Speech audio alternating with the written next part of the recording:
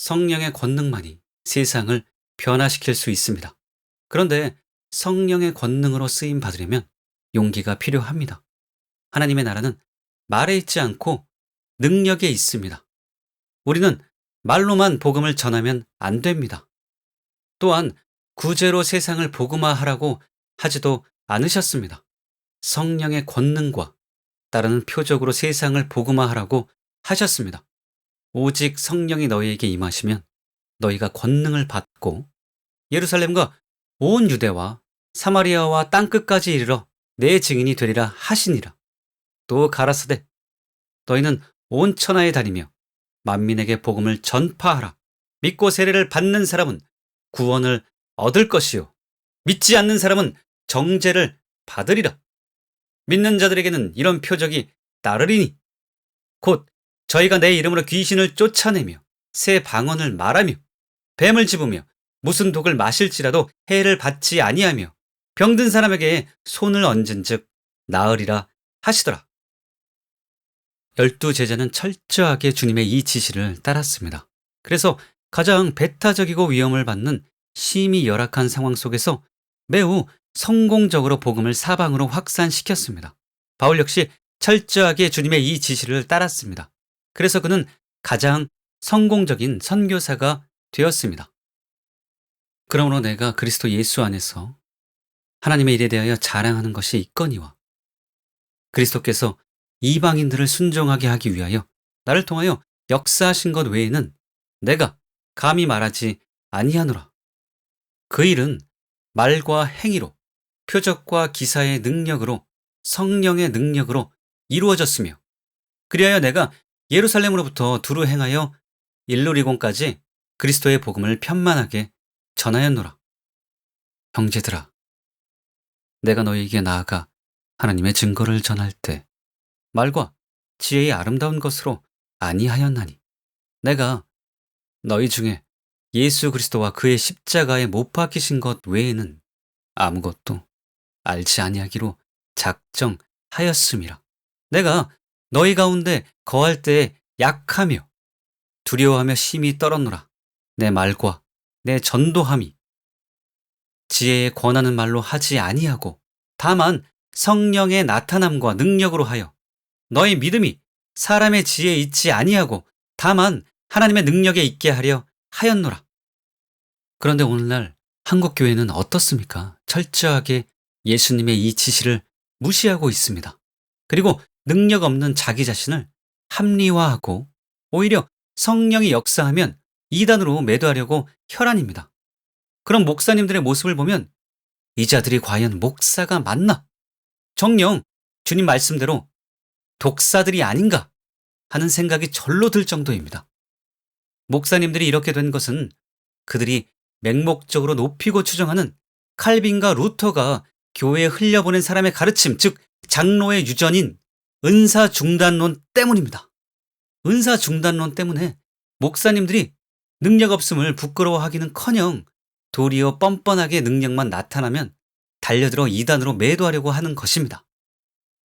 교계의 현실이 이처럼 비성경적이고 비이성적이기 때문에 그저 설교나 하는 말쟁이에 머물지 않고 성령의 능력으로 쓰임받는 자가 되려면 반드시 핍박을 각오해야 합니다. 명심하십시오. 성령이 역사하면 반드시 핍박이 옵니다. 이것은 하나님의 사랑의 흐름의 저자 잔 오스틴 목사님의 고백에 분명하게 나타나 있습니다. 성경은 이렇게 말하고 있습니다. 무릇 그리스도 예수 안에서 경건하게 살고자 하는 자는 핍박을 받으리라. 디모데후서 3장 12절. 한 침례 교회의 목사였을 때 나는 성경 말씀에 의문을 가졌었습니다. 나는 경건한 삶을 살았지만 박해를 받지는 않았습니다. 이것은 나를 어리둥절하게 했습니다. 어느 주일 아침 나는 누구든지 범할 수 있는 모든 죄에 대해서 언급하는 설교를 하려고 작정했습니다. 나는 회중들을 불편하게 함으로 말미암아 어떤 종류의 핍박이 일어날 수 있을 것이라고 생각했습니다. 그러나 핍박은 일어나지 않았습니다. 회중들은 나를 사랑했습니다. 예배 후에 그들은 나와 악수를 하고 즐겁게 돌아갔습니다. 그 시절에는 핍박이란 것이 없었습니다. 그러나 얼마 지나지 않아서 반대를 경험하고 싶은 사람은 성령의 능력으로 충만함을 받기만 하면 된다는 것을 나는 발견하였습니다. 우리가 방언을 말하고 귀신을 쫓아내고 병든 사람들을 위해 기도하며 하나님의 강력한 강을 따라 흐르기 시작하자마자 사방에서 핍박이 일어났습니다. 분파주의를 일으키는 종교의 영이라는 것이 존재합니다. 종교의 영은 하나님의 초자연적인 능력을 인정하지 않습니다. 종교의 영은 모든 성령의 역사를 비판할 것입니다. 잔 오스틴 목사님은 또 초자연적인 흐름을 따르는 법이라는 책에서 이렇게 말했습니다. 사도행전은 모든 교회 시대를 위한 교회의 원형입니다. 그리스도의 몸인 교회는 언제나 하나뿐이었습니다. 모든 교파에 속한 모든 거듭난 그리스도인들은 이 하나된 교회의 일부입니다. 사도행전 1장은 성령 세례를 받을 필요가 있다는 것을 강조하고 있습니다. 사도행전 2장은 성령 세례가 어떻게 우리의 영을 풀어놓아서 진정한 예배와 경배와 찬양을 통해 아버지와 교제할 수 있도록 해주는지 강조하고 있습니다. 사도행전 3장은 성령 세례가 끝이 아니고 초자연적인 기적의 흐름으로 들어가는 문이라는 것을 강조하고 있습니다. 이제 우리는 사도행전 4장에 나타난 원형을 보겠습니다. 여기는 핍박의 흐름이 있습니다. 맞습니다. 핍박의 원형이 있습니다. 우리의 삶에 제자들처럼 성령의 능력이 있으면 우리는 똑같은 핍박을 경험하게 된다는 것을 알 수 있습니다. 바리새인들은 근본주의자들이었습니다. 사두개인들은 근대주의자들이었습니다. 그들은 그 당시의 교파들이었습니다. 그들이 핍박을 했습니다. 오늘날도 똑같습니다. 핍박은 사도행전에서 발견되는 원형의 일부입니다. 신약 성경에 나타난 교회의 신자들이 성령 세례를 받자마자 그 당시에 종교인들이 핍박을 가했습니다. 행복해하는 대신 이 종교 지도자들은 다음과 같이 말했습니다. 이 사람들을 어떻게 할꼬? 이것이 바로 오늘날도 교단의 가르침에 더 충실하고 영적으로 눈이 멀고 종교적인 사람들이 하는 말입니다. 하나님의 능력의 흐름을 따라가는 이 사람들을 어떻게 할까? 이것이 민간에 더 퍼지지 못하게 저희를 위협하여 이후에는 이 이름으로 아무 사람에게도 말하지 말게 하자. 그들을 불러 경계하여 도무지 예수의 이름으로 말하지도 말고 가르치지도 말라 하니. 잘 들으십시오. 이 종교적인 사람들은 이 소식이 더 퍼져 나가는 것을 원하지 않았습니다. 불치병자가 낫는 것도 원하지 않았습니다. 하나님의 자비로운 역사도 더 나타나기를 원하지 않았습니다.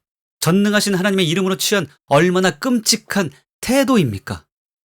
나는 모든 교파에 속한 모든 하나님의 사람들을 사랑합니다. 그렇지만 하나님의 사람들에게 이런 것을 빼앗고 자기 교단주의의 울타리 안에서 사람들을 가두어두고 이런 어리석은 것만을 가르치는 분파주의의 영을 나는 강력하게 반대합니다. 당신이 속한 교단이 당신을 구원해 줄 수 없습니다. 교단이 당신을 부르지 않았습니다. 교단은 당신에게 영생을 줄 수 없습니다. 교단은 어린 양의 생명책에 당신의 이름을 기록할 수 없습니다. 당신이 죽어서 당신의 교단의 심판대 앞에 서게 되는 것이 아닙니다. 예수님만이 당신을 구원하십니다. 당신이 순종해야 할 분은 바로 예수 그리스도입니다.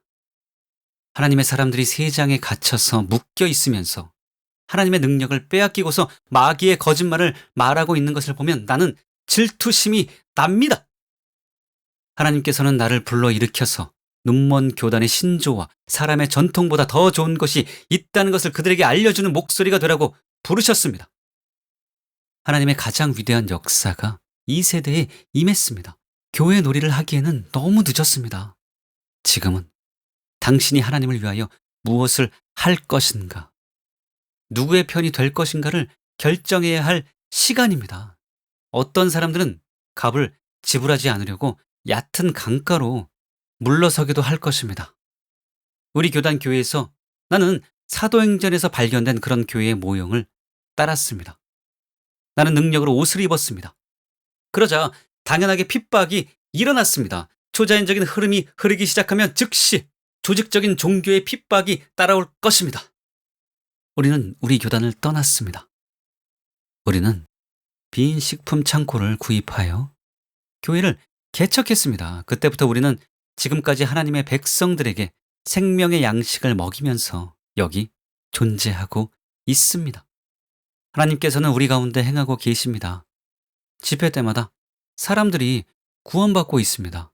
많은 사람들이 성령으로 충만함을 받고 초자연적인 세계로 들어가는 문을 들어서고 있습니다. 초자연적인 흐름을 따르기 시작할 때는 핍박을 예상하십시오. 너무 충격을 받지 마십시오. 너무 놀라지 마십시오. 핍박이 온다고 포기하지 마십시오. 우리는 우리의 우선순위를 바로잡아야 합니다. 우리는 모든 교단에 소속된 사람들을 사랑해야 합니다. 그렇지만 성경의 진리와 일치하지 않는 분파적이고 악하고 마귀적인 교단주의의 영은 열정을 가지고 대적해야 합니다. 타협하지 마십시오. 성경은 사람의 원수가 자기 집안 식구라고 말하고 있습니다. 타협하지 마십시오. 여러분, 정말 사실 아닙니까? 이것도 우리가 겪은 일이기 때문에 우리는 이것이 사실임을 잘 압니다. 교단들의 결정을 쉽게 믿지 마십시오. 과거에 그들은 방언만 해도 이단이라고 했습니다. 또 치유 기도를 해도 이단이라고 했습니다. 오늘날은 그 정도는 아니지만 예언을 하면 이단이라고 합니다. 혹은 입신을 하면 이단이라고 합니다. 또 쓰러져도 이단이라고 합니다. 그리고 금리 기적이 일어나면 이단이라고 합니다. 그저 성령만 역사하면 무턱대고 이단이라고 합니다. 교회 안에 퍼져 있는 성령의 역사에 대한 이러한 지독한 반감, 이것은 도대체 어디서 나오는 것일까요? 저는 이것이 적그리스도의 영역에서 나오는 것이라고 봅니다. 적그리스도를 위한 종교 통합의 길이 준비되고 있는 것이라고 봅니다. 그러므로 우리는 강력하게 이런 흐름을 대적하고 반대해야 합니다. 앞에서 저는 진리에 있어서 현대교회가 완전히 거꾸로라고 했는데 이는 성령에 대해서도 마찬가지입니다. 사실 비난받아야 하는 것은 성령 세례를 받지 못하여 능력이 없는 목사님들입니다. 즉, 목사라고 하면서 방언도 하지 못하는 자들입니다. 왜냐하면 주님이 친히 다음과 같이 명령하셨기 때문입니다. 볼지어다. 내가 내 아버지의 약속하신 것을 너희에게 보내리니 너희는 위로부터 능력을 입히울 때까지 이 성에 유하라 하시니라. 사도와 같이 모이사 저희에게 분부하여 가라사대 예루살렘을 떠나지 말고 내게 들은 바 아버지의 약속하신 것을 기다리라. 요한은 물로 세례를 베풀었으나 너희는 몇 날이 못되어 성령으로 세례를 받으리라 하셨느니라. 오직 성령이 너희에게 임하시면 너희가 권능을 받고 예루살렘과 온 유대와 사마리아와 땅끝까지 이르러 내 증인이 되리라 하시니라. 이 말씀에 의하면 성령 세례를 받지 못한 목사님들은 예수님의 명령에 불순종한 자들이며 목사의 자격이 없는 자들입니다. 그러므로 비난받아 마땅합니다. 그런데 이상하게도 성령 세례를 받지 못해서 방언도 하지 못하는 목사님은 교계에서 아무런 문제가 되지 않습니다. 오히려 그들을 가리켜 건전한 목사님이라고 합니다. 또 비난받아야 하는 것은 교회 안에서 예언 사역을 실시하지 않는 다수의 종교적인 목사님들입니다. 왜냐하면 분명히 성경에는 다음과 같은 말씀들이 기록되어 있기 때문입니다. 하나님이 가라사대 말세에 내가 내 영으로 모든 육체에게 부어 주리니 너희 자녀들은 예언할 것이요 너희의 젊은이들은 환상을 보고 너희의 늙은이들은 꿈을 꾸리라. 그때 내가 내 영으로 내 남종과 여종들에게 부어 주리니 저희가 예언할 것이요 사랑을 따라 구하라. 신령한 것을 사모하되 특별히 예언을 하려고 하라. 방언을 말하는 자는 사람에게 하지 아니하고 하나님께 하나니 이는 알아듣는 자가 없고 그 영으로 비밀을 말함이니라. 그러나 예언하는 자는 사람에게 말하여 덕을 세우며 권면하며 아니하는 것이요 방언을 말하는 자는 자기의 덕을 세우고 예언하는 자는 교회의 덕을 세우나니 너희가 다 방언 말하기를 원하나 특별히 예언하기를 원하노라. 성령을 소멸치 말며 예언을 멸시치 말고 그러므로 비난받아야 하는 것은 예언 사역을 하지 않는 교단과 교회들입니다. 그런데 한국 교회는 거꾸로 성경대로 예언사역을 하는 교회를 직통계시 이단이니 신비주의 이단이니 하면서 불의하게 공격합니다. 이 얼마나 비성경적이고 거꾸로 된 일입니까? 거두절미하고 오늘날 교회 안에서는 성령이 강하게 역사하면 10중 8구 이단으로 몰립니다. 그 대표적인 예가 비냐드의 존 인버 목사님입니다. 우리나라에서는 여러 교단들이 존 인버를 이단으로 정죄했습니다. 이것은 제가 보기에 가장 어처구니 없는 결정 중에 하나입니다. 존 인버는 신학사상은 고루할 정도로 전통적입니다. 너무 교리적이고 전통적인 냄새가 나서 실망스러울 정도입니다. 그런데 그는 능력전도라는 유명한 책에 쓴 대로 예수님, 12사도, 70인 제자, 그리고 믿는 자들로 이어져 내려오는 성경적인 전도 방식인 능력전도를 강력하게 주장했습니다. 그리고 그 자신이 치유의 은사를 받아서 강력한 치유와 기적을 통해 복음을 전했습니다. 이것은 지극히 성경적인 것이며 바람직한 것입니다. 목회자들은 마땅히 그를 본받아야 합니다. 그런데 우리나라의 많은 교단과 목사님들은 그를 이단으로 정죄합니다. 내가 보기엔 그런 목사님이나 교단들이 이단까지는 아니지만 존 인버보다 배나 더 이단적입니다. 제가 예수님의 이름으로 분명히 말하지만 존 인버는 절대로 이단이 아닙니다. 그가 이단이 아닌 이유는 능력 전도는 지극히 성경적이며 교회들 안에서 반드시 회복되어야 하는 천국 복음이기 때문입니다. 그런데 종교적인 자들에게는 통하지 않겠지만 소경에게 무엇을 보여준들 통하겠습니까? 최근 존 인버가 이단이 아니라는 명백한 증거가 나왔습니다. 그것은 시드로스에 출연한 케빈 베스코니의 간증입니다. 케빈은 30년간 마약에 중독되어 있었는데 예수님을 영접하고 자유케 되었습니다. 그리고 하나님의 은혜로 천국을 여러 차례 방문하게 되었습니다. 그는 천국에서 인체의 장기들이 진열되어 있는 창조의 기적을 위한 창고를 보게 되었고 특이하게도 천국의 다른 창고에서 망토들을 보았습니다. 그것은 이 땅에서 끝까지 사명을 잘 감당하고 간 하나님의 사람들이 남긴 것인데 금고같이 생긴 아름다운 상자 속에 들어있었고 천사들이 지키고 있었습니다. 각 상자마다 이름이 쓰여 있었는데 그는 아는 이름을 몇 개 발견했습니다. 마리아 우드워스 애터, 스미스 위글스워스, 그리고 놀랍게도 존 윈버였습니다. 그때 원하는 것을 고를 수 있다는 느낌이 들어서 한 상자에 손을 대보니 엄청난 능력이 느껴졌습니다. 그 상자에는 스티브의 망토가 들어있었는데 그는 이 땅에서 창조의 기적을 행했던 사람이었습니다. 천사가 그 망토를 그에게 입혀주었고 예수님께로 데려갔습니다. 그러자 예수님께서 잘 골랐다고 칭찬해 주셨습니다. 이런 신비한 경험을 한 후에 케빈 베스코니가 한눈이 없는 버스 기사를 위해 기도했을 때 6일 동안 씨앗, 벌, 콩, 포도송이, 구슬의 크기로 눈알이 자라나면서 보게 되는 놀라운 창조적인 기적이 일어났습니다. 또한 10일 동안에 72명의 완전 실명한 소경들이 눈을 뜨게 되어 회교도들까지 주님께 돌아오는 기적이 일어났습니다. 이것은 분명 하나님의 역사입니다. 왜냐하면 창조주이신 하나님 외에 그 누구도 없는 눈알을 새로 만들어서 보게 할 수는 없기 때문입니다. 그러므로 케빈 베스코니의 천국 경험 역시 진실한 것이라고 간주해야 합니다. 그런데 그가 그곳에서 누구의 망토를 보았습니까? 바로 우리나라에서 이단으로 몰리고 있는 존 인버의 망토입니다.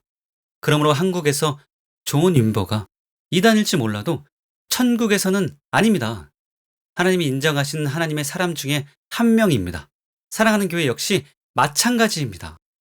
그러므로 종교적이고 교리적인 교단들의 엉터리 결정들을 어리석게 그대로 믿지 마십시오. 절대 그들에게 속지 마시기 바랍니다. 존 인버의 경우가 잘 보여주듯이 성령이 강하게 역사하면 어이없게도 이단으로 몰립니다. 이것이 우리나라 교계의 현실입니다. 그러므로 하나님께 쓰임 받으려면 성령의 은사와 능력을 받을 뿐 아니라 그 위에 용기가 있어야 합니다. 이제 정리해 보겠습니다. 하나님은 용기 있는 자를 찾으시고 용기 있는 자를 쓰십니다. 그러실 수밖에 없습니다. 왜냐하면 진리의 선포만이 교회를 변화시킬 수 있습니다. 그런데 바른 진리를 선포하려면 용기가 필요합니다. 성령의 권능만이 세상을 변화시킬 수 있습니다. 그런데 성령의 권능으로 쓰임받으려면 용기가 필요합니다. 그래서 하나님은 용기 있는 자를 쓰실 수밖에 없습니다. 그러므로 여러분이요, 비겁하게 뒤로 물러서지 말고 용기 있는 사람이 되십시오. 그래서 용기 있는 자를 찾으신 하나님께 크게 쓰임받는 여러분 되시길 바랍니다.